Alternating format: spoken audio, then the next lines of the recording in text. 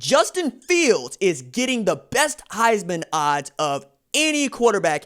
We got to talk about what that means for the Buckeyes and what that means for college football in 2020. And all that's coming up after the bumper. Don't be cornering me. Hold up. Time. You got to help me with that corner What's up, kinfolk? It's RJ Young. I am not on a step mill. Consider hitting the like and subscribe button because I upload a video every single day. It's always college football related, sports related. We have a good time. Today, let's talk about the Heisman odds for quarterback. And it's basically a who's who of who we expect to be in the national championship conversation, college football playoff semifinal situation at the end of the 2020 season. Now, this is May, but, also prime preparation for college football and what we all know is preseason, right? And we're going to continue to go on as if college football will start on time because we have lots of data now showing up to show that so many people who have, the purse strings want college football to start on time, the state of Oregon notwithstanding. But I'm going to get to that in a bit. But let's start with Justin Fields is getting the best odds to win the Heisman according to William Hill, right? And William Hill is the gambling book that we're going to use to reference throughout this particular show. So at plus 350, that means for putting down $100, you could win $350. That's pretty good value for Justin Fields, who was a Heisman finalist last year along with Chase Young and is expected to not only get back to the college football playoff semifinal, but to have an opportunity to win the national championship this year, as we expect to see LSU perhaps take a step back. Alabama might take a step forward, and we'll see what that means for their quarterback situation because right now, that's the big story right now. Outside of Trevor Lawrence and Justin Fields, everybody else that you expect that is in a Power 5 conference is basically going to run out there with a quarterback that they haven't seen as their starter, but could be pretty doggone good. Now, Justin Fields had an outstanding game against Clemson. I don't care what anybody said. And I thought that he was really showing what he could do in that first year as a starter. And he had a couple of signature games, notably, right? The game against Michigan where he hurt his knee, went into the tent, came out of the tent, rolled to his left, dropped a dime to Garrett Wilson in the back of the end zone against a Michigan team, whether you like it or not, finished inside the top 25, got a Citrus Bowl berth against Alabama.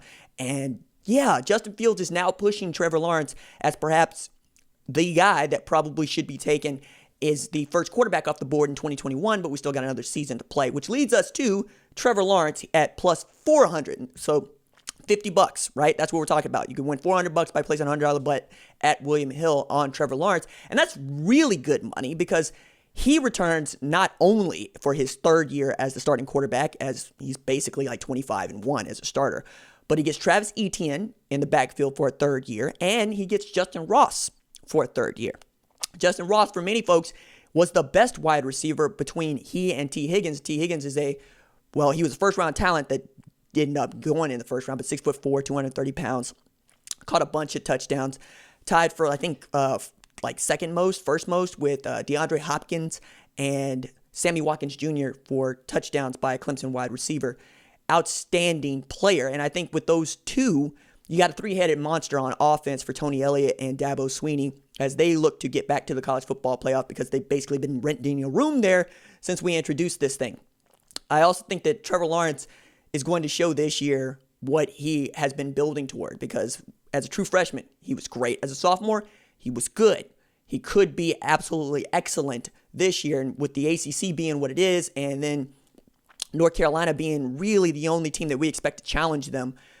Expect Clemson to roll through their regular season once again, get to the playoff spot, and then Trevor Lawrence has an opportunity to maybe face Justin Fields again, or even another great quarterback on this list for a chance to win another national championship, which would give him 2 in 3 years, and that would be phenomenal. Next on this list is Jamie Newman at plus 1,000, right? So you can see there's a huge gap between the two returning starter quarterbacks to their programs and the rest of these guys, and I'll get to some that you should probably bet on if you're a bettor because there's good value there.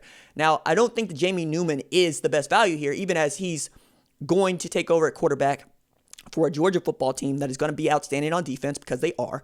They're going to have one of the deepest running back groups in all of the country. Zamir White is a man. Kenny McIntosh is back there. Then you got James Cook, right? Then there's Kendall Milton. And then there's Dejon Edwards. I mean, you got a who's who of backs back there. And you also have George Pickens out on the outside. Now, they don't have Dominique Blaylock, at least to start the season, because he blew out his ACL last year. but they ought to be good at wide receiver. They're going to get better at running the football. They lose Andrew Thomas on the offensive line, among other things. But the reason that you would buy into it if you're buying into Jamie Newman is because store brand Cam Newton was awesome for Wake Forest, right? But also Todd Monken is the new offensive coordinator at Georgia. And as the new offensive coordinator at Georgia, he's expected to open up their offense while still establishing the run. I mean, he's coming from being an offensive coordinator for the Cleveland Browns, where Nick Chubb rushed for over 1,500 yards for the Browns, and he's very aware of the tailbacks that they have there. I just don't think that Jamie Newman's going to be the kind of quarterback that the rest of these guys are going to be. I think he's going to be plenty good enough to get them to an SEC championship game. But outside of that, I don't see much happening there. Continue to go down the list, right? Spencer Rattler at plus 1,200 is phenomenal value, but it also speaks to just how good Lincoln Riley is, because without starting a game, he's getting Heisman odds, and he's getting the fourth best Heisman odds in the country on Lincoln Riley's name, I believe, and being a 5-star quarterback, number 1 quarterback in the 2019 class, of course.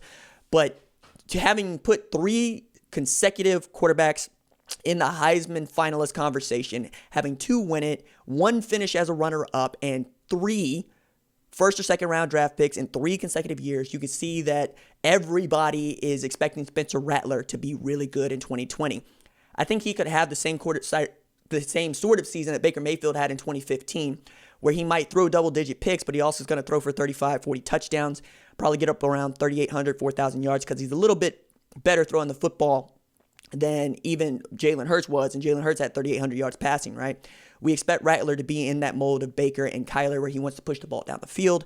He'll also have Charleston Rambo taking the top off the defense, Theo Weiss on the outside, Austin Stogner inside, and a tremendous running back group, even as Trey Sermon is with the Ohio State Buckeyes now, which is another reason as to why you might want to bet on Justin Fields. He's going to have a lot of tools out there with Julian Fleming and, of course, Mookie Cooper.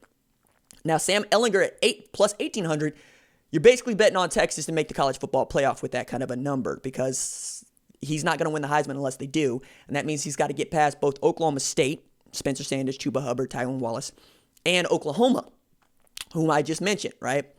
I also think that with Tom Herman as the head coach, there's the basketball on grass ain't working, right? It worked for the 2 quarterbacks he had at Ohio State, but Texas is not Ohio State. And then he made the switch to Mike Yurcich on the offense, which he's coming from Ohio State, but he's probably going to go back to the system that he had at Oklahoma State when Mason Rudolph was slinging it around and they were able to really push the ball down the field. I don't know that Sam Ehlinger is the best passer, and I think that's going to be the telltale here. If he's able to get plus 4,000 yards passing, yeah, he could be there, but that also probably means that Texas plays in the Big 12 championship game, wins the Big 12 championship, and then earns a berth to the college football playoff. So I'm not exactly sold on Sam Ehlinger plus 1,800. De'Aaron King at plus 2,000 at Miami, I can't see it. I expect Miami to be very good this year, or very good. I should be better than they were last year.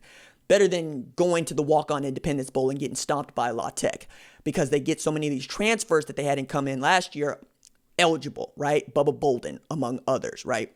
They get the number 1 player in the country in the 2017 class in Jalen Phillips back. And De'Aaron King is going to be able to throw the ball all around. He's also going to be in Rhett Lashley's offense, and Rhett Lashley's offense worked very well for Shane Buechele, and Shane Buechele was not the quarterback that De'Aaron King can be. That said, he didn't have the best start to the season last year, and the change in scenery might help as a grad transfer. But unless Miami can contend in the ACC, which is to say that they can challenge Clemson for the title, I don't see it. And I don't think that Miami's going to be that good. I don't think De'Aaron King is going to even figure into the Heisman conversation this year. Continue to go down this list. We get to Mac Jones at plus 2,200, and that looks even better now because Tonga Valoa is already into the transfer portal, right? Now, if you listen to Alabama fans, be like, this is the worst kept secret in Tuscaloosa.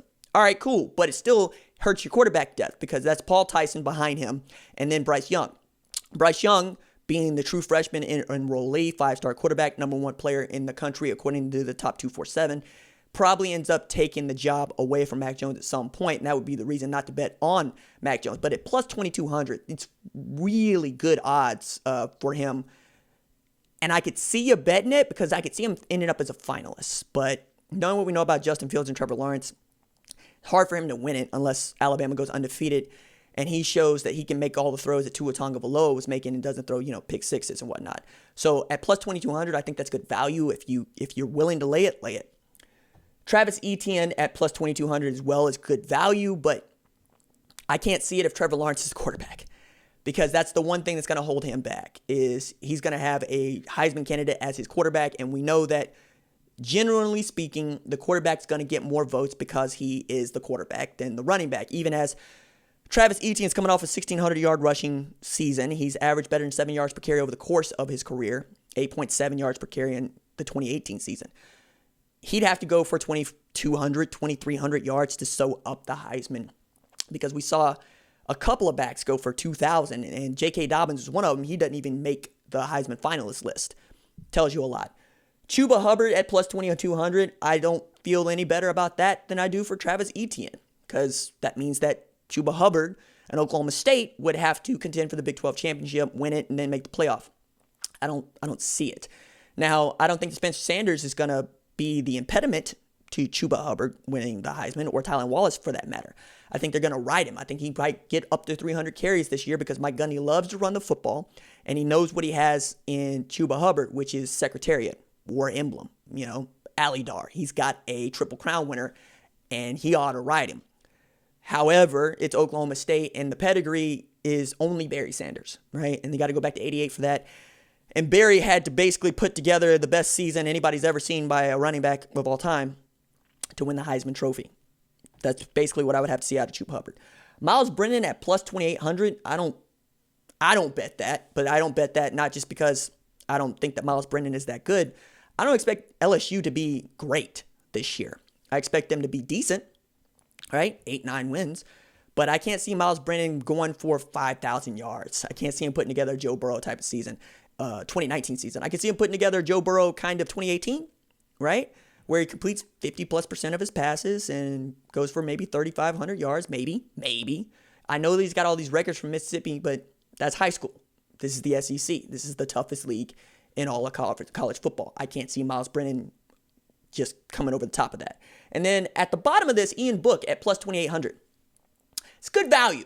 It's good value because he is technically, I know I mentioned this earlier, like Power 5 quarterback, but he's independent. I mean, they kind of sort of play an ACC schedule, the open marriage with the ACC, but it's not really a member of a Power 5 conference for me. Now, he loses Chase Claypool, who was dynamic last year. He loses Chris Fink, who was also really good. So if he's got guys he can throw the ball to that can replace them, sure. But it's going to be hard for us all to pick against a Notre Dame quarterback that wins 11 games, right? Especially if he goes for 4,000 yards and Ian Book is better on the run than he is standing in the pocket. So if you got $100 that you can throw on it to win 2,800, it's good value. All right, that's it for me.